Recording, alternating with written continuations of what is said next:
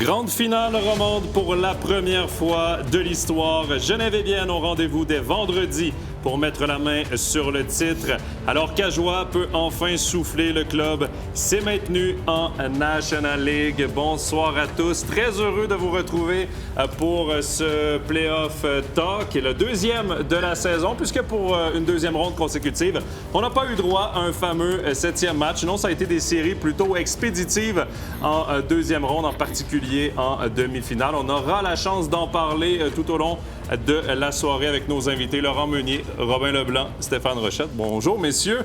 Bonsoir. Bonsoir, mais oui, je nous sens quand même en forme pour un talk. Là. On a dû se faire rappeler 20 secondes avant le début de l'émission à l'ordre. Ça fait 3 quarts d'heure qu'on a commencé. Je pensais que le talk était fini. La maquilleuse a bientôt presque sorti les bouchons parce que tout le monde parle en même temps. On a des trucs à dire. Oui, il y a beaucoup de choses à dire, messieurs, au cours de cette émission. Bien évidemment, on va parler des deux demi-finales, également du barrage et surtout de la grande finale, donc entre Genève et Bienne. Et on va commencer sans plus attendre avec le barrage. Le HC Ajoie qui a réussi à se maintenir en National League. Mais Stéphane, ça n'a pas été facile. Ils ont eu chaud, les Ajoulots. Ils ont eu chaud, hein? Le troisième match, ils tiraient de l'arrière 2-0 dans la série. Ils ont gagné le troisième match à l'arraché en prolongation.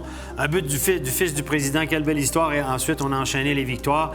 HCC n'a plus beaucoup existé, en tout cas existé beaucoup moins face à Ajoie. Regardez l'indice de possession relative, l'indice de domination relative, de Corsi en pourcentage 54,5 versus 45,5, donc plus de tirs tentés du côté d'Ajoie dans cette série-là. Au niveau du pourcentage de réussite devant la cage, c'est 6,5 pour Ajoie, 6 pour Chaux-de-Fonds. C'est vraiment pas beaucoup. Il faut dire que les gardiens ont été excellents, notamment Tim Wolf dans la victoire. Et au niveau du power play, c'était pas ça non plus. 2 en 23 et 2 en 18. Donc, ça fait du 8 et du 11 %. C'était pas ça non plus offensivement. Encore une fois, peut-être à cause des gardiens qui, en général, sont les meilleurs en infériorité numérique. Et Guillaume Asselin a marqué des gros buts. A raté le premier match, était malade, a marqué des gros buts, 3 buts, 2 assists plus 1. Et Holden a été bon en début de série. 5 points lors des 3 premiers matchs, aucun point lors des 3 matchs suivants. Ça a été plus compliqué pour lui. On a trouvé la solution pour le contrer du côté d'Ajoie. Oui, exact. On s'est ajusté face à Sandré Holden. Laurent, on va revenir évidemment sur le HC Ajoie, sur la performance des Ajoulots, mais il faut quand même parler de la performance du HC La Chaux-de-Fonds. Saison au-delà des attentes, titre de Swiss League. Et on se rend jusqu'à 2 matchs là, de la National League quand même. Ça a été une saison toute positive pour le HC La Chaux-de-Fonds, malgré la fin. Oui, ils ont vraiment bien joué. Un peu suivi surtout leur fin de saison. Depuis Noël, ils n'ont vraiment pas beaucoup perdu de match. Il y a Antonio Huguenin qui les a rejoints. Ils ont vraiment trouvé un état d'esprit, une confiance. Et je pense que Louis Matt aussi, on peut saluer aussi son travail parce qu'il est arrivé l'an dernier. Il a fait un très bon travail et il a vraiment amené cette équipe à 2 victoires, donc de monter en Liga. C'est vrai que félicitations à tout le club parce qu'ils sont partis de loin il y a 2-3 ans et là vraiment ils ont progressé cette année et il faut voir comment ça évolue, mais c'est vrai que c'est vraiment une magnifique saison de la part de la Chaux-de-Fonds. Ça a mal fini, mais est-ce que c'était pas, les gars, un mal pour un bien pour finir? Parce que on s'est rendu jusqu'au bout, on a pu remplir les caisses, on a le hockey a revis du côté de HCC. On a vendu les billets en 15 minutes, ça le comble, etc. C'est une ville de hockey, la Chaux-de-Fonds. Mais est-ce que cette équipe-là était prête à monter en sachant que l'année prochaine, il y a de la relégation? Rappelez-vous qu'à Ajoie, quand ils sont montés la première année, il n'y a pas de relégation. Donc, ils avaient une année pour voir venir un peu sans risque. L'année prochaine, il y a la relégation. Est-ce que ça n'aurait pas été trop vite pour la Chaux-de-Fonds, inattendu, parce que c'était pas préparé? Est-ce que c'était pas un mal pour un bien? Non, je pense qu'en plus, c'est bien pour Ajoie. On l'a dit ouvertement, c'est presque trop vite. Est-ce qu'on est déjà parti peut-être avec un esprit négatif dans cette promotion-là, dans ce barrage-là? Est-ce qu'on voulait vraiment aller chercher cette promotion? Moi, je pense personnellement que ça aurait été pas bien que Chaux-de-Fonds monte, pas pour Chaux-de-Fonds, mais je pense pas qu'il était nécessairement prêt à monter. Puis, à contrario, si Ajoie avait descendu avec tous les investissements qu'ils venaient de faire dans cette patinoire, ça aurait été une catastrophe monumentale, je pense, pour Ajoie. Donc, ça suit un peu la bonne ordre des choses que Chaux-de-Fonds. Ils auront peut-être leur chance encore l'année prochaine de monter, puis ils seront éventuellement plus prêts avec la patinoire qui s'en vient. Après, je pense que ça va être de plus en plus dur de monter, parce qu'Ajoie Cette année, ils étaient quand même faibles, ils avaient des blessés. Il y a la configuration n'était pas favorable pour eux. C'est ça, et je pense que l'an prochain, Ajoie sera quand même meilleur, plus compétitif. Donc ça va être plus dur pour les équipes de Ligue B. Parce qu'il ne faut pas oublier qu'à Ajoie, il n'y avait pas Gauthier, malheureusement, à pas dans la figure. Devos, ça a joué 2 matchs. Avec une hernie discale, on va le dire maintenant. Là, il reste pour l'opération. Hazen, qui se fait sortir le premier match à l'épaule, pauvre lui. S'il y avait eu ces joueurs-là, qui est quand même, je pense, les 3 meilleurs joueurs, les 3 meilleurs attaquants, en plus d'Asselin, ça n'aurait pas été la même équipe. Là. Je ne suis pas sûr que Chaud-de-Fonds a gagné les 2 premiers matchs. Non, mais même avec Devos, peut-être à son meilleur, ils n'auraient peut-être pas perdu contre Langnau, parce qu'il faut savoir que contre Langnau, ça ne s'est pas joué non plus à grand-chose. Non, c'est certain. Mais quand même, coup de chapeau au HC La Chaux-de-Fonds sur cette saison et sur ce barrage. On va quand même revivre quelques moments marquants. Entre autres, tu en as parlé, Stéphane, le but de Jordan Howard, le capitaine, en prolongation dans l'acte 3. À ce moment-là, c'est 2-0 La Chaux-de-Fonds. Là, c'est un but hyper important, probablement le point tournant dans cette série. Ensuite, Ajoie a remporté les 3 matchs suivants après cet acte 3, dont 2 à la patinoire des Mélèzes. Ça aussi, c'est un fait assez rare parce que La Chaux-de-Fonds était dominateur sur sa patinoire. Robin, évidemment, on va le voir, les images de joie après ce but de Jérôme Gauthier-Leduc ont réussi à se maintenir en National League. Mais cette joie-là, c'est surtout un soupir de soulagement, j'ai l'impression. Bien, c'est sûr. Hein? Puis le match 3 où ils ont marqué la prolongation, ça a été vraiment le tournant de la série. Je pense pas que s'ils perdaient ce match-là, je pense pas qu'ils auraient gagné la série, honnêtement. Puis après ça, ils ont réussi à reprendre le rythme. Quand tu vois aussi un joueur comme Jordan Howard, qui a été toute sa carrière au HC Ajoie, qui réussit à finir comme ça, à maintenir son équipe. Il a réussi à marquer aussi des gros buts dans la série. Donc, non, dans l'ensemble, il mérite bien de rester dans la meilleure des ligues. Laurent, on vient de le dire, beaucoup de blessés. On perd les 2 premiers matchs. Comment on explique qu'une équipe, sans ses leaders, sans ses meilleurs joueurs habituels, est capable de retourner une situation comme l'a fait le HC Ajoie? Alors, je pense que quand même, intrinsèquement, même sans ses leaders, il y a quand même un niveau d'écart au niveau hockey. Oui, Chaux-de-Fonds était sur une grosse dynamique, mais ils jouaient avec 2 étrangers, plus 2 qu'ils ont rajoutés, qui n'avaient pas l'habitude non plus de jouer, qui n'avaient pas joué depuis longtemps. Donc je pense qu'intrinsèquement, au niveau vraiment hockey, quand même, il y a un niveau entre la Ligue A et la Ligue B. Et ça se ressent dans ces moments-là.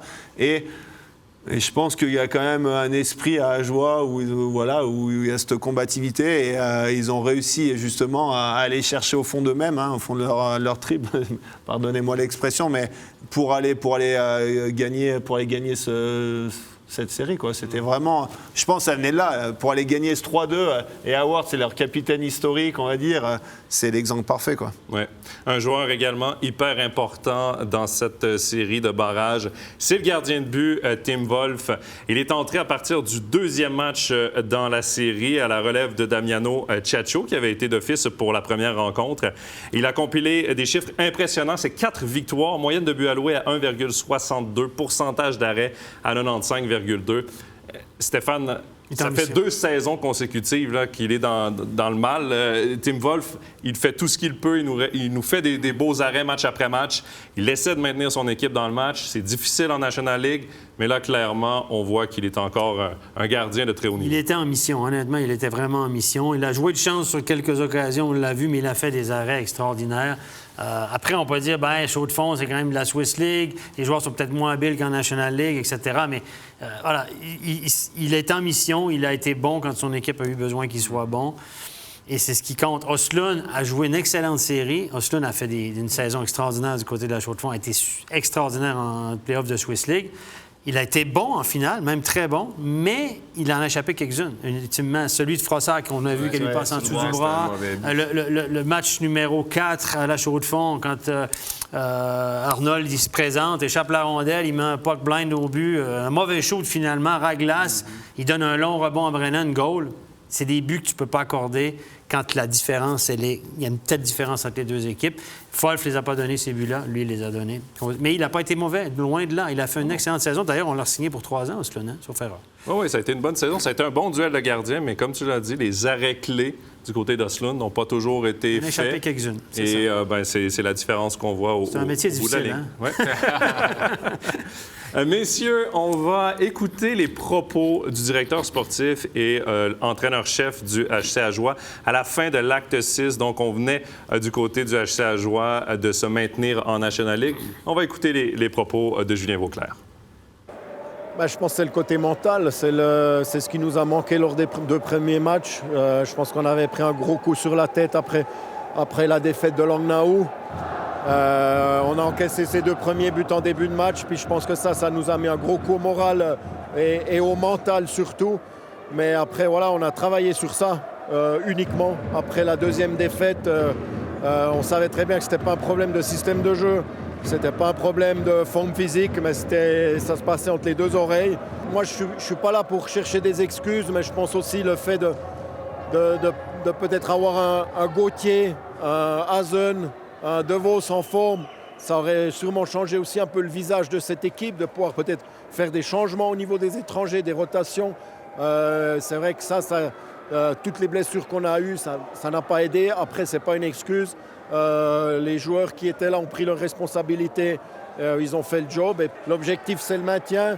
À moyen long terme, c'est clair qu'on veut stabiliser cette équipe en Ligue nationale, mais on sait très bien que voilà, ça ne va pas se faire en 6 mois, 1 année, il faudra du temps et puis maintenant je dirais qu'il faut justement repartir demain pour la construction de cette équipe parce que c'est clair qu'on a pris un peu de retard là, donc il y a du job encore dans les prochaines semaines. Merci bien. Il avait l'air fatigué, Julien Vauclair, il faut être honnête. Il fait tout. Robin, il dit on a un peu de retard sur la construction de l'équipe pour l'an prochain. Un peu? Beaucoup? Je dirais même beaucoup. Ils n'ont pas signé de joueurs. Donc, puis si on regarde le marché... De nouveaux joueurs. Ouais. Puis si on regarde le marché, il n'y a pas non plus des joueurs...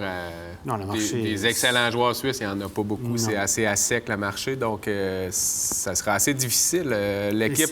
va être semblable. Le problème qu'on a, c'est, attirer, on l'a dit pour des raisons géographiques, c'est difficile d'attirer des joueurs à pas entrer, mais si à chaque année, on joue les bas de tableau et on risque la relégation, à chaque année, on devra attendre le dernier moment parce qu'il y a plein de gars qui vont dire là, moi, vous êtes gentils, c'est une belle offre, mais oui, un peu plus d'argent parce qu'ils auront plus de moyens. On a annoncé 15 millions de budget, mais à chaque fois, les gars vont dire là, t'es gentil, mais moi, si je signe chez toi puis je me dis OK, c'est réglé, puis vous êtes relégué à la fin de l'année, je me retrouve sans contrat, c'est pas drôle non plus. Donc, c'est une spirale ça va être difficile d'en sortir parce que là, on repart avec les mêmes, on recommence, peut-être 1 ou 2 signatures. Les étrangers, on souhaite garder Gauthier qui n'a pas encore signé visiblement. On a renouvelé Asselin dans l'urgence. Après un match, on a dit ils vont être motivés, on va te signer pour l'année prochaine. C'est comme ça que ça s'est passé après le match 2. Et, ça marchait. Donc, Hazen DeVos encore là. Hazen, les gars ils prennent aussi de l'âge. Hazen a été blessé. L'année passée, c'est le genou. Cette année, c'est l'épaule. On va voir comment il va récupérer. Ils prennent de l'âge aussi. DeVos, il ne va pas aller plus vite. Il est excellent, mais il ne va pas aller plus vite. Son patinage et tout, là, mal au dos. Donc, l'année prochaine, on prend les mêmes, on recommence, en gros. Brennan, OK, on a gardé Brennan, chapeau. On a délié le cordon de la bourse, on peut le dire. Mais pour faire le step, il faut que les gars soient sûrs que cette équipe-là reste là. Pas certain que Julien Vauclair va vraiment avoir beaucoup de repos dans les prochaines semaines. Je pense qu'il va être très occupé au téléphone. Donc, à voir à quoi ressemblera le HC Ajoie la saison prochaine. Bienne, du côté des demi-finales, a réussi à balayer sa série en 4 matchs face aux ZSC Lions. C'est un peu une surprise, non pas que Bienne se soit qualifié en finale, mais plutôt que ça a été fait en 4 matchs. Stéphane, les statistiques le montrent, là, vraiment, tout a bien fonctionné pour le HC Bienne. L'expression « les étoiles étaient alignées », là, vous avez l'exemple. Bienne qui joue de l'excellent hockey, on l'a dit, très bon avec la rondelle, bien coaché, bien organisé. Ils ont fait une excellente saison, mais là, ils ont été transcendants. Ils ont eu énormément de réussite contre Zurich. Ceux qui avaient prédit ça, là, qui s'annoncent à la réception ici, on va leur donner une boîte de chocolat. Une victoire par 4-0. Regardez au niveau du Corsi, 58 pour Zurich, 42 pour Bienne. C'est un indice de domination relative, en tout cas plus de tentatives de shoot de Zurich. Au niveau des expected goals, c'est entre 9 et 10 pour les deux équipes. Et rappelez-vous que c'est 15 à 6 au niveau des buts marqués. Regardez les expected goals. Donc, il y a une équipe qui est largement au-dessus, puis l'autre qui était en dessous. Au niveau des tirs, c'est une réussite insolente de plus de 16 5 du côté du RIC, on l'a vu. Il s'est buté souvent, un excellent Sateri, un excellent JVP aussi. Et en power play, c'est 6 en 13, 46 une statistique astronomique intenable sur la longueur. 20 pour Zurich. 20 c'est correct, c'est dans la norme, c'est dans la moyenne, on va dire comme ça. Du côté de Bienne, Yakovenko est vraiment sorti du lot. On l'a vu, on a vu tout son talent avec la rondelle, sa mobilité. Un but de 4 assists, plus 5 avec un temps de glace pas énorme pour un défenseur, 17-45. Et Lettonen a été le joueur le plus utilisé du côté du RIC à 25-17 de temps de moyenne de temps par match sur la glace. 2 buts, 0 assists pour lui, un différentiel neutre à 0. On doit le dire, le HC Bienne a très bien joué. Cette équipe-là a créé sa propre chance. Mais Laurent, est-ce qu'on peut dire peut-être que Zurich aussi a manqué le bateau? Là? Ils n'ont pas été très convaincants dans cette demi-finale. Non, ils n'ont pas été très convaincants. Et c'est vrai que Roubec, qui avait été excellent toute l'année, a failli sur ces demi-finales. On le voit avec on n'a pas le pourcentage d'arrêt de Roubec, mais on peut le calculer. C'est ça au niveau. Et donc ça c'est clé. Satari a été excellent. Roubec, il a été déficient.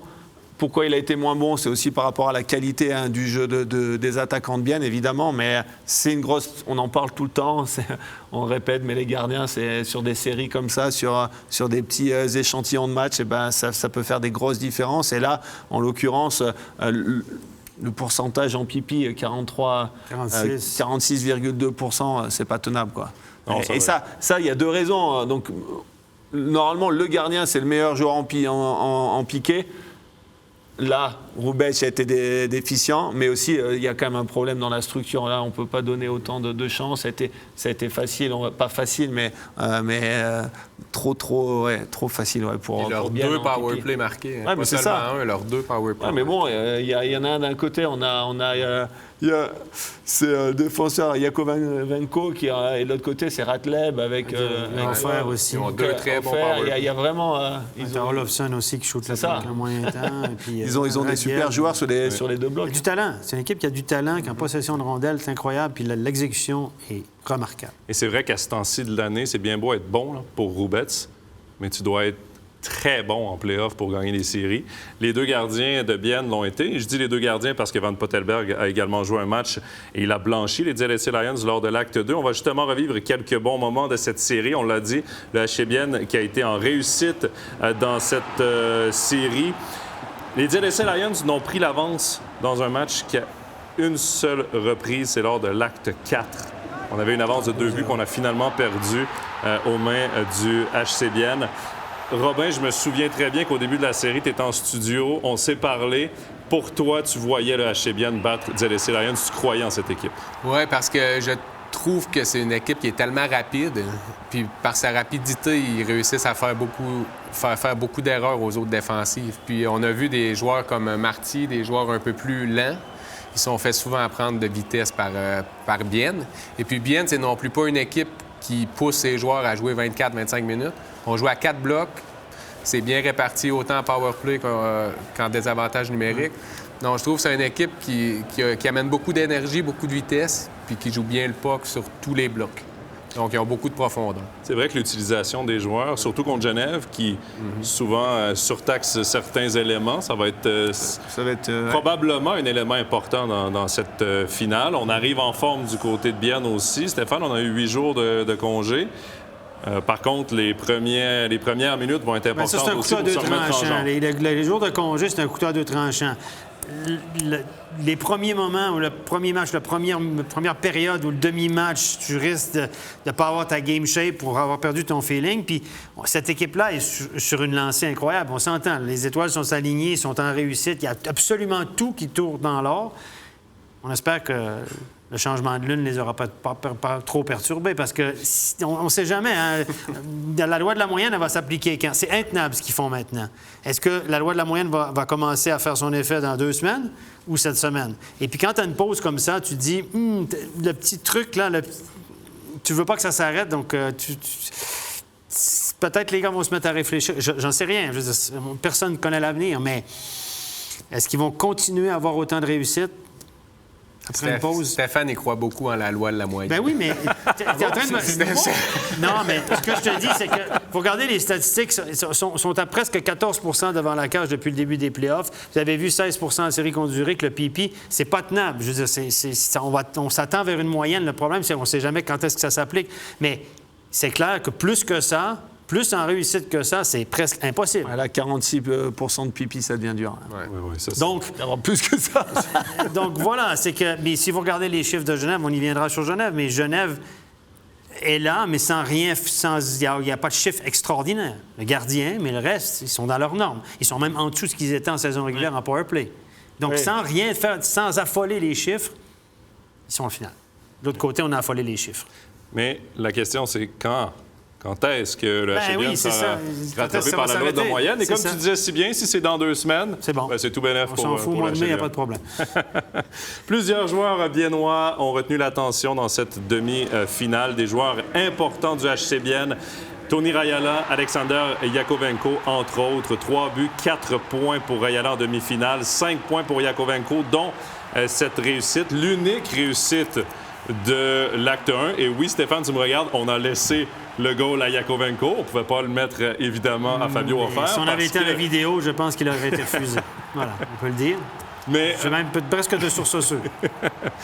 mais Robin, quand même, ces 2 joueurs-là ont une importance capitale pour le HCBN. Et si on prend, par exemple, Rayala, il n'a pas connu une saison à la hauteur de Tony Rayala. Il y a eu des hauts, il y a eu beaucoup de bas aussi, mais il se lève au bon moment. Oui, puis on disait, Tony Rayala, c'est un joueur unidimensionnel, seulement offensif. Là, on le regarde jouer dans les playoffs en piqué, il fait un super job. Les côtés bad-checking, je pense qu'il monte aussi. Quand tu as des joueurs comme ça, que c'est des joueurs de talent qui se mettent soudainement à jouer des 200 de la patinoire, bien, veut pas, les autres joueurs, bien, ils voient ça puis ils essaient d'aller dans la même ligne.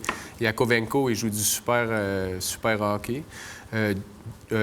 Löw en défense, c'est très bon. joue très, très bien. Ils ont une belle profondeur à la défense. Grossman aussi. Grossman Grossman joue Oui, parce que là, peut-être tu le meilleur nommes hockey de les sa étrangers, mais Laurent, il y a aussi des hauts aussi, défenseurs suisses, il y des a attaquants Haas à suisses l'attaque, aussi. il y a Kessler à l'attaque, il y a Ishii. Kunti, il y a Ishii. Je veux dire, Au feu. Non, ils sont. Ah non, ils ont du c'est- répondant. C'est une équipe De toute solide. façon, c'est les 2 meilleures équipes de l'année. Ouais. Ils ont fini avec le même nombre de points. Ça s'est départagé à rien du tout au goal average. Avec des équipes 2 équipes offensives Ouais. qui pratiquent du bon hockey. La logique après- est respectée. Ouais, après, mais si je moi, peux- c'est beau pour le hockey. Je trouve que c'est une belle finale pour le hockey suisse. Mérité. En plus, c'est 2 équipes romandes. Donc, Si je peux ajouter un on truc. est excités. Soyons chauvins un peu, là, on est C'est content. clair.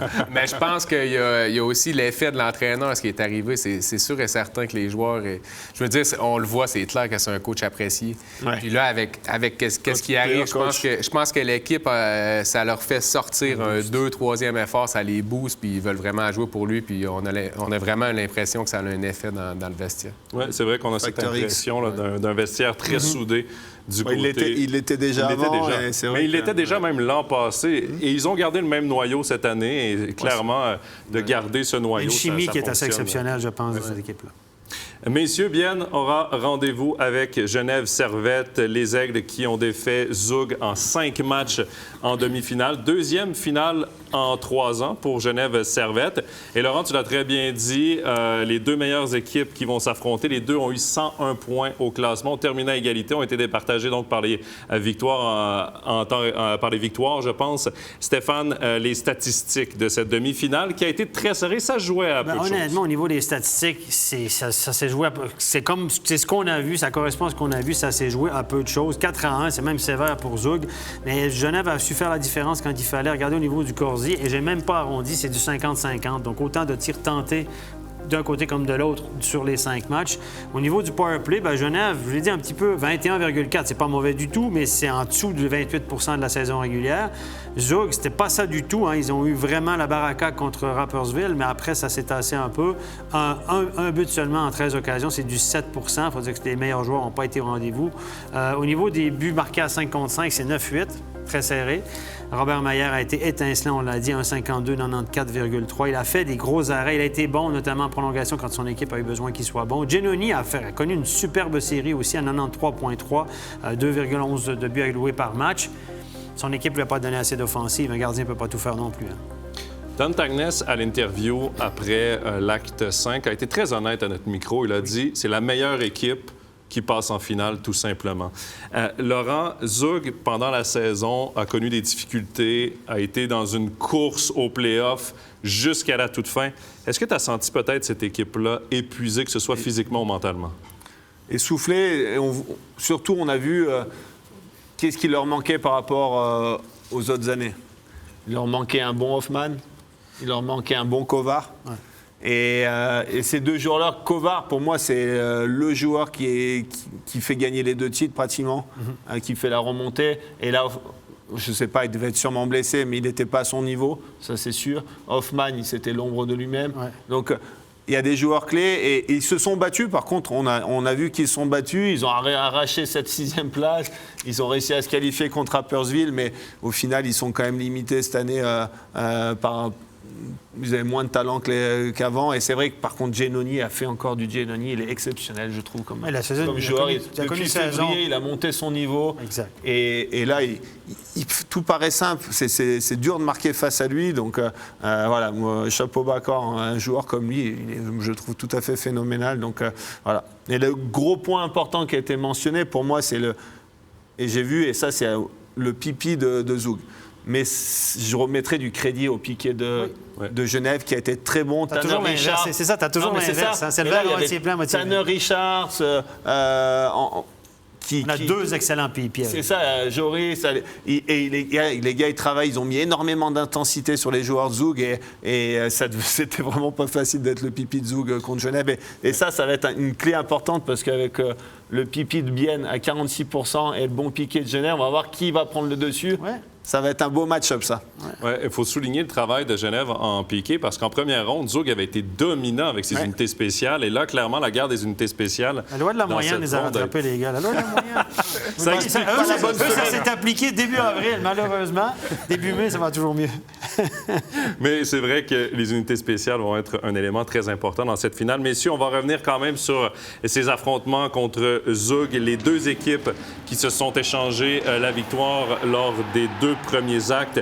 Et ensuite, Genève a débloqué avec 3 victoires consécutives, dont une très importante victoire en prolongation. On voit d'ailleurs le but gagnant signé Marc-Antoine Pouliot. C'était lors de l'acte 4. C'était à la Borsard Arena du côté de Zug. C'est jamais facile d'aller gagner contre cette équipe qui est double championne en titre, qui a une patinoire pleine. Robin, Marc-Antoine Pouliot, c'est peut-être pas le gars qui noircit la feuille de pointage chaque soir, mais dans ces playoffs 2023, il a une importance capitale pour Genève Servette. Ben, écoute, un joueur comme Pouliot, c'est pas seulement en 2023. Je veux dire, un joueur comme ça, t'en as besoin. C'est un peu à la Richard, à des gars comme ça qui grattent, qui vont dans les coins, qui gagnent leur bagarre, qui vont devant le but, qui dérangent le gardien. En playoff, c'est primordial d'avoir des joueurs comme ça, sinon tu peux pas gagner. Et puis, oui, c'est vrai, il ne noircit pas la feuille de pointage. Par contre, il marque des gros buts. Puis aussi, il fait marquer des buts, comme sur le lancer à Vatanen, par exemple, le one-timer. Oui, c'est un lancer ultra puissant. Mais par contre, si Pouliot n'est pas devant le but, c'est pas clair, il rentre jamais. Pouliot a commencé la série sur la 4e ligne. C'est ce que j'allais dire. Il a fini sur la 2. Hein? Ouais. Il n'a pas fini, il était vite sur la 2. Il y a un match, quand ils l'ont mis sur la 3 avec Richards et Praplan, tout de suite, ils ont marqué. Ouais, ça a été en 3e période. C'était le match numéro 1, exactement. Et ça a basculé le match. Et après, il l'a remis sur la 4, il l'a rebalancé. Et là, en prolongation, c'est eux qui marquent le but. C'est eux qui marquent le but. Et cette ligne est vraiment dominante. Richards. Plus que celle de Phil Poula, à mon avis. Oui, mais après, qui sont un petit peu. Encore une fois, je reviens sur le. Genève est en finale, puis Phil Poula et Winnick jouent du hockey correct. C'est ça. Mais pas leur meilleur hockey. Puis on est quand même en finale, puis on a du Zug en 5. Là, c'est l'avantage, parce qu'en fait, dans les playoffs, tu fais des match-ups. Et en fait, tu choisis contre qui, contre qui tu vas jouer les meilleures défenses. Ouais. Donc là, peut-être qu'en face, Zug, ils ont dit on fait jouer nos meilleures défenses contre Philippe Oulabini, qui est théoriquement la meilleure ligne. Et après, c'est la 3e ligne, Richards. Richards, tu joues contre défenseur 5 et 6. Et c'est pas pareil. C'est pas la même vie. Les gens ne voient pas ça. C'est un match dans le match. Et ton centre, si tu as ton centre numéro 3 ou ton centre numéro 1 défensif qui est face à toi. Et donc voilà. Et donc là, d'avoir 3 lignes dominantes, potentiellement dangereuses offensivement, et quand tu as un match-up, c'est dur. Puis tu as Omar aussi qui se retrouve quand tu as peut-être des défenseurs 3, 4, 5, 6, donc ça change. Hein? On est d'accord. Et ça, c'est des choses... on voit coaching. Pas, c'est du coaching et c'est dur. Avant, en Suisse, quand il y avait l'an dernier, il y avait 4 étrangers. la troisième ligne était moins dominante. Cette année, on voit des troisièmes lignes qui pourraient être des premières lignes et il faut aller défendre ça et c'est dur. La donne. Parce que Les coachs de défenseurs sont grattés la tête la saison. c'est ça, pas souvent. Ouais, mais sur un match en saison, ça passe. Ouais. Mais quand tu fais une série de 7, c'est pas pareil. Ben, c'est peut-être aussi la raison pour laquelle Kovar et Hoffman n'ont pas eu le succès escompté. Peut-être qu'ils ont dû faire face. Ils ont joué toute la série contre Vatanen, contre Tom Ernest, contre Carrère qui joue de l'excellent hockey. Est-ce qu'on peut le dire que Carrère et le Cool. La Carrère et le Cool sont extraordinaires. Justement, Stéphane t'en parle. On va en parler de ce premier trio zougois qui a été aux abonnés absents pendant cette série. Yann Kovar, aucun point. Greg Hoffman, 1 assist. Dario Simeone, 2 assists. Pourtant, Simeone était le meilleur pointeur de son équipe lors de la première ronde. Ils ont été pris dans leur zone souvent aussi défensivement. Souvent. Ils ont même... mais c'est ça. Ils ont été coincés dans leur propre zone. Oui, Robin, Genève a fait un bon travail contre ce trio-là. Est-ce que tu donnerais le crédit à Genève là-dessus? Moi, je donnerais du crédit à Genève, mais c'est clair que Hoffman n'était pas à 100 ça, c'est sûr. C'est clair qu'il était blessé. Kovar, il était probablement qu'il y avait quelque chose aussi. Je veux dire, on voyait aussi, oui, Genève a fait un bon travail, mais de l'autre côté, je pense que les joueurs de Zug, il y avait quelque chose aussi qui clochait. Mais non, crédit quand même à Genève, parce qu'ils n'ont vraiment rien fait de la série. On les a pas vus, ils n'ont pas été dangereux. Moi, je trouvais que... moi, j'ai été au match, quand on est en patinoire, on voit plus de trucs. On voit les gars revenir au banc. On voit et Hoffman, il faisait 20-30 secondes, puis il revenait, mais complètement exténué au banc. Plus de jambes, on le voyait, là, ça brûlait. Je pense qu'il était hors de forme. Il a été blessé à une cheville. Il est revenu. Quand tu es blessé à une cheville, tu peux t'entraîner, tu peux faire du vélo, des trucs comme ça, mais tu peux pas faire d'escalier, tu peux pas courir, tu peux pas faire de saut. Puis la glace, quand tu reviens, ben c'est pas... T'as pas le temps, tu peux pas t'entraîner sur la glace, une cheville. C'est pas une épaule, une main. Et si t'as encore un peu mal, ben tu fais que les matchs, quoi. Donc tu limites au maximum. C'est ça. Puis t'as poussé peut-être pas la main, mais tout. Il y a un paquet de... Puis aussi, l'année dernière, quand Zug avait gagné, il y avait Santala, il avait été excellent, il avait marqué plein de buts. Il y avait Herzog, il avait été excellent. Herzog n'a pas si mal joué cette année. Il n'a pas si mal joué. Simeone a bien joué, mais je veux dire, il y avait quand même 4-5 joueurs qui étaient Saint-Hilaire était inexistant. Je pense, messieurs, je ne sais pas si je me trompe, là, mais pour moi, Marchini est peut-être le meilleur attaquant de cette équipe-là en play-off. Là, dans cette série-là aussi. Offensivement, oui, chez les attaquants. Il était super dynamique. C'était de loin le plus gros danger pour Genève, ça c'est sûr. Oui, certainement. L'absence de points donc des leaders de Zug peut expliquer cette défaite. Il joue aussi peut-être pas contre les meilleurs défenseurs, parce que les meilleurs défenseurs jouent contre la ligne à Kovar. Les campeurs, ils ont été... invisibles aussi. Il met un but sur une erreur on voit que c'est des bons joueurs, mais ils sont pas dominants. Joss n'a pas bien joué non plus. Joss a été peut-être moins que l'année dernière. Ouais, après Joss, il part à Lausanne. Moins motivé peut-être. Ouais. Non, mais après, ils ont gagné 2 titres. Ça fatigue, il y a peut-être des blessures. Les Kovar... De toute façon, je pense qu'ils n'échangeront pas leurs 2 titres contre une défaite là. C'est pas grave, ils ont perdu cette année-là. Ils ont gagné leurs 2 titres et ils les méritent. Mais c'est fou à quel point ça change quand même vite parce que tout semblait tellement bien rouler après la première ronde. On avait passé à travers Rapperswil, qui était quand même une équipe très offensive. Tout semblait fonctionner. Puis là, contre Genève, à plat complètement. Même si ça reste des matchs serrés. Oui, c'était très, très serré. Mais Genève, pour moi, Genève a quand même dominé une grande partie de la série sans nécessairement toujours battre Giannoni. Mais Zug, ils ont eu une année un peu... Ils ont eu un très mauvais début de saison. Puis après les fêtes, ils ont été obligés de bosser pour revenir, pour finalement réussir à... Ils ont quand même gaspillé beaucoup d'énergie pour rentrer dans ces... Ils ont couru 2 livres à la fois. Ils avaient fait de la Ligue des champions une priorité. Il n'y avait pas de deuxième gardien, Giannoni, qui a été surtaxé aussi. Voilà, c'est un ensemble de choses qui fait que c'est bon. Mais à la fin, ils auraient quand même pu faire mal et ils n'ont pas réussi à le faire. Peut-être que la fatigue les a rattrapés. Ouais, je dirais que là, c'est Genève aussi qui est bon. Oui. Parce que notre équipe, Genève, ils ont eu cette expérience, ils ont fait une grosse saison, ils ont cette confiance. Et ils ont joué sérieux. C'est ça. Ils ont joué dans leur système et concentré. Et Robert Mayer, au tournant Robert Mayer, qui était excellent. Combien de gens disaient « Ouais, les gardiens à Genève. » Ben là, il y en a un qui est sorti vraiment de tac, puis il est sorti gros. Les Clous a joué les 2 premiers matchs, 2-3 premiers matchs. Après, on a sorti Mayer lors d'un match à Lugano, alors qu'ils avaient gagné à la maison. Le premier match. Ça a surpris un peu tout le monde. Des Clous avait une longue prolongation. Je pense qu'il était peut-être fatigué un peu. Et puis, ça a été un pari gagnant. Puis Mayer a été... On peut plus l'enlever. Et là, je voudrais juste rendre hommage quand même à Seb Beaulieu, l'entraîneur des gardiens de Genève, qui d'ailleurs a eu un grave accident au mois de décembre. Il a failli perdre son œil parce que chaque fois, les gardiens à Genève, moi j'ai joué avec Gianluca Mona, Il en a fait un des meilleurs gardiens de la Ligue. On est allé en finale avec lui. Tobias Stéphane, c'est ses meilleures années. Quand il a coaché Christo aussi à Lausanne en fin de carrière, Christo, il a super bien joué. Là, il a amené des clous à un certain niveau. Là, il reprend Maillard qui était nulle part. Hein. Maillard, il y a 2 ans, il n'arrivait pas à arrêter un ballon. Davos, il était rendu donc, et là, il arrive à remonter Maillard. Maillard, il a du talent. Mais Maillard, à Davos, il n'arrivait pas. À Langnau, c'était terrible. Et là, il en refait un gardien dominant. Donc, il est quand même c'est un top gardien, top entraîneur des gardiens. Pour le meilleur et pour le pire, mais là, on a... Sur ce magnifique jeu de mots. Messieurs, on va parler de la finale. La bonne nouvelle après ces demi-finales, c'est qu'on sait qu'on va avoir un nouveau champion et qu'il sera roman. Genève affronte donc Bienne en grande finale. C'est la première fois de l'histoire qu'on a une finale romande en National League depuis le début des playoffs. Première finale pour Bienne dans ces playoffs. Genève 2 fois en 3 ans. Les 2 entraîneurs qui ont des expériences différentes également en finale. Yann Cadieux, qui était derrière le banc de Genève lors de la défaite d'il y a 2 ans contre Zug comme assistant coach. Cette fois-ci, ce sera comme head coach. Du côté de Bienne, Antti Tormanen, lui, c'est la première fois qu'il sera en finale avec Bienne, mais avait déjà gagné le titre comme entraîneur-chef il y a 10 ans exactement. C'était en 2013 du côté du CP Berne. De chaque côté, on a des joueurs qui ont d'expérience. Plus de titres en National League du côté de Bienne.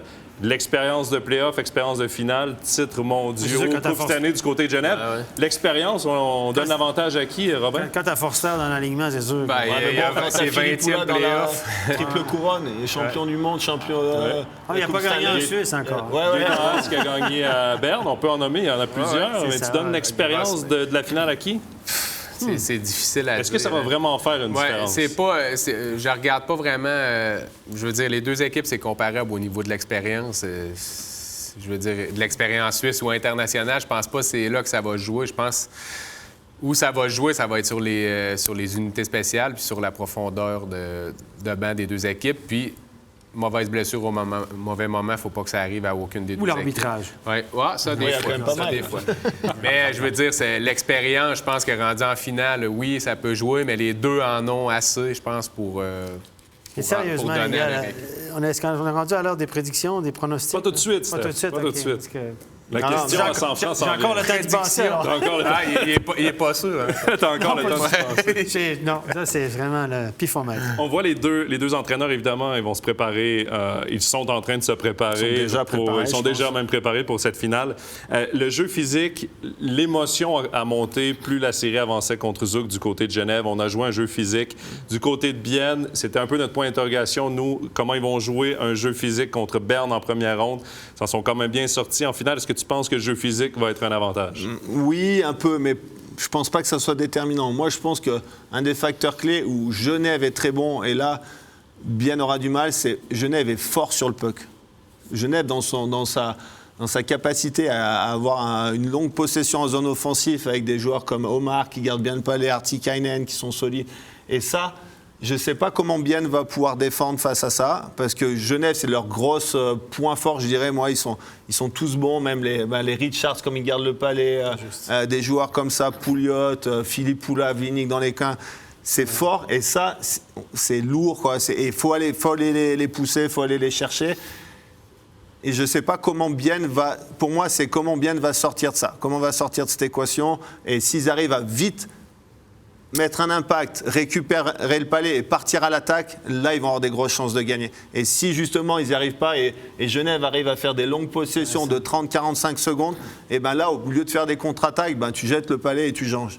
Donc, ce n'est pas la même dynamique. Et là, je pense que ça va être une clé dans cette série, et ça sera à voir comment, justement, Bienne, les défenseurs de Bienne qui sont excellents et rapides sur les transitions, arrivent justement à aller perturber Genève. Parce que Bienne, c'est une équipe de possession aussi. Hein, donc, c'est ça. Il y a une bonne relance. Tous les défenseurs relancent bien.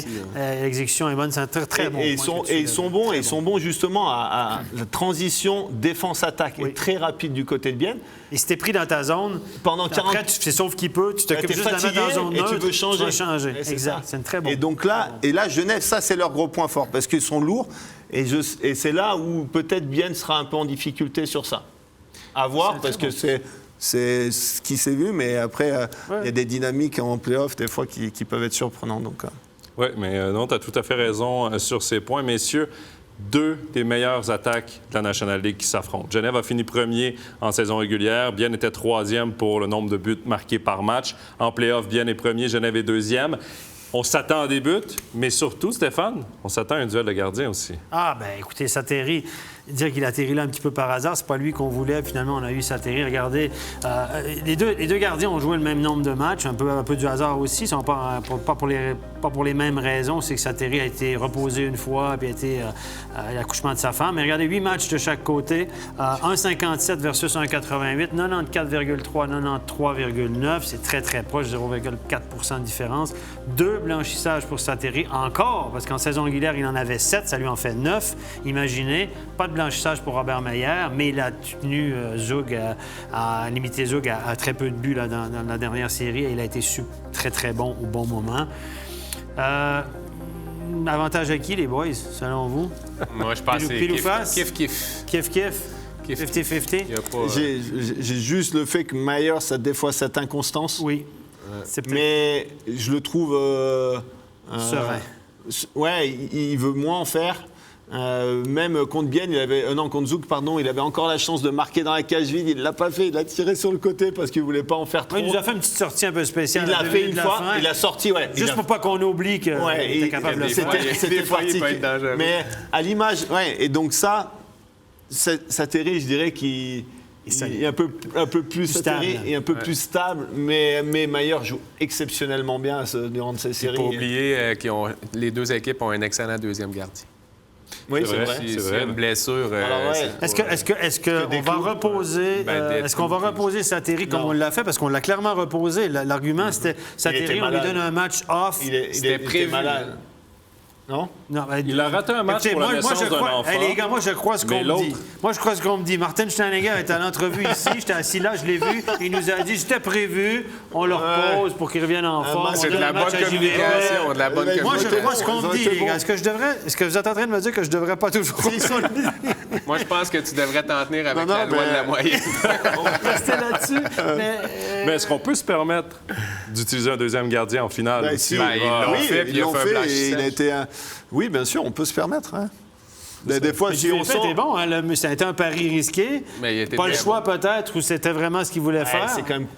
il a été son gardien sort d'un blanchissage au premier match, si je ne me trompe pas. Il y a eu 1-0 au premier match. Moi, j'ai pensé comme toi. Hein. Moi, je crois qu'on deuxième match, là, il était incroyable d'ailleurs. Hein. Oui. Donc 4-0, bon, parfait. L'entraîneur a l'air exceptionnel. Dans ça là, tu as l'air intelligent. Hein?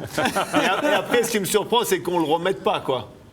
Ouais. Parce que s'il a été blanchissage exceptionnel au deuxième match, pourquoi on ne le remet pas au quatrième? C'est sur 2 gardiens avec des blanchissages. Donc c'est pour ça. Se valait. Mais au 3, peut-être tu remets Sateri, mais au 4, tu dis, je le remets. Mais peut-être quand il faut un blanchissage, je dis la loi de la moyenne, on ne fera pas 2 de suite, allez, on change.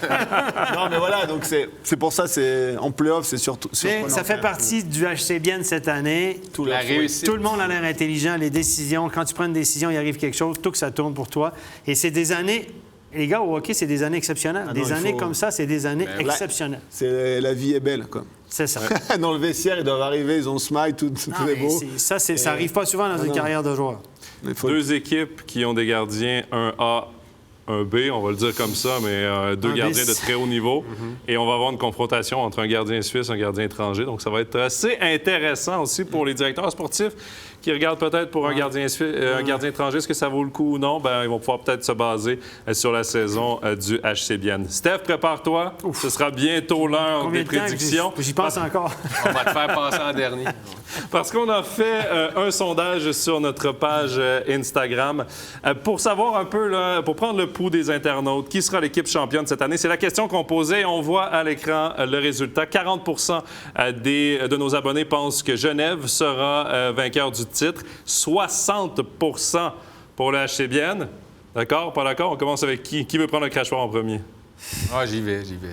Vas-y, t'es Mon cœur va avec Genève à cause que j'espère que quelqu'un qui joue à Genève gagne un titre. Mais par contre, mon rationnel me dit que Bien, parce que je trouve que Bien, défensivement, ils ont un peu plus de profondeur que Genève, selon moi. Après, je peux me tromper. Mais selon, je veux dire, quand tu as Radgreb, après, je rajoute... Love, Gross, Grossman, Foster. Je pense que ont un peu plus de profondeur.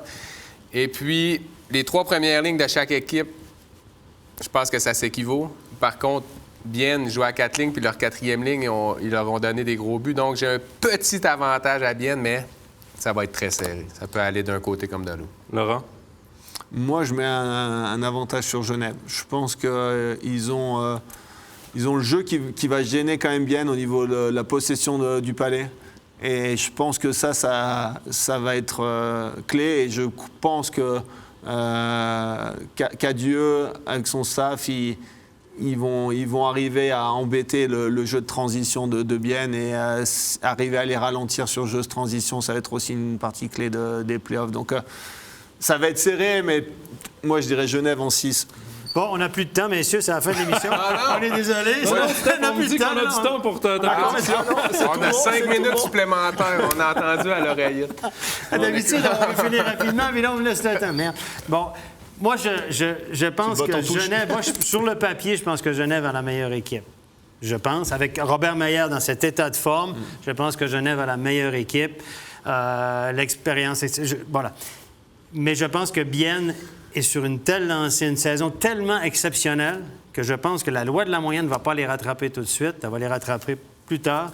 Et je pense que Bienne va l'emporter, mais à l'arracher en 7 matchs, parce que franchement, là, je suis obligé de prendre position. Là, ça va être une belle série. Ça va être une série incroyable avec les deux équipes qui méritent d'être là. Et c'est vrai que Bienne a ce facteur X avec leur entraîneur qui est malade. Et je pense que ça, quand il y a une équipe, en plus, on sent qu'ils aiment leur entraîneur. Ça peut être un facteur. T'as l'impression qu'il ne peut rien leur arriver. Ils ont nombre de matchs où ils sont remontés de nulle part cette année. C'est incroyable. Ah, mais c'est vrai. C'est vrai. Je ne peux pas parier contre Bienne, même si je pense que si on faisait une série de 20 matchs sur la longueur, je pense qu'ultimement, Genève a un petit quelque chose de plus sur le papier. Mais le papier, est-ce qu'il compte vraiment là maintenant? Non, le papier compte plus. J'y vais sur le momentum. Puis toi, Joe? Ah non, mais moi, c'est pas mon rôle ce soir. Moi, c'est pas mon rôle. Non, honnêtement, je vais y aller honnêtement parce qu'on a fait nos prédictions, nous, l'équipe de MindSports, et j'avais mis Genève 4-3. En fait, ce que je veux absolument, c'est un match numéro 7. C'est moi le reporter sur place. Le match numéro 7. Donc, voilà. Non, mais ce serait sympa, honnêtement, on peut flipper flip de coin. On peut y aller à pile ou face parce que ces deux équipes-là peuvent réellement gagner ce titre. Espérons une bonne série, une longue série. Et peut-être que l'avantage de la glace, ça s'est joué à rien. Ce sera peut-être déterminant si on joue un 7e match à Genève, alors qu'ils étaient tous les deux à 101 points et que ça s'est joué à rien du tout. Donc, ça serait... Oui, parce que la Tissot Arena était pleine toute la saison. Il y a une belle ambiance et tout. Mais moi, quand j'ai commenté le match 3 à Genève, c'était tout près d'être... l'ambiance, elle est solide. D'être plein. Et j'étais au match 5, là, à Zoug. Belle ambiance. C'était top. Ah, c'est magnifique. Non, on va vivre ça. On va en profiter, les gars. Deux équipes romandes. Oui, ça va être bien. Non, mais c'est de belles équipes. Ça joue au hockey, c'est beau. C'est ça.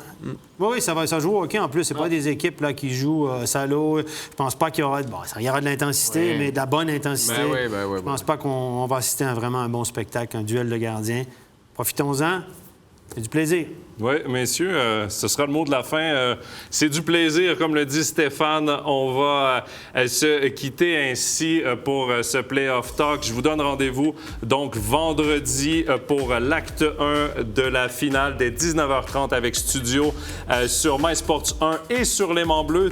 L'intégralité de la finale et de nos studios seront présentés sur les deux chaînes. Vous pourrez suivre évidemment toutes nos annonces sur nos différents réseaux sociaux. Laurent Meunier, Robin Leblanc et Stéphane Rochette, merci beaucoup d'avoir passé cette heure avec nous. Merci également à toute l'équipe en régie, également à vous à la maison de nous avoir suivis. Bonne finale à tous et bonne fin de soirée. Bye-bye. Bye-bye.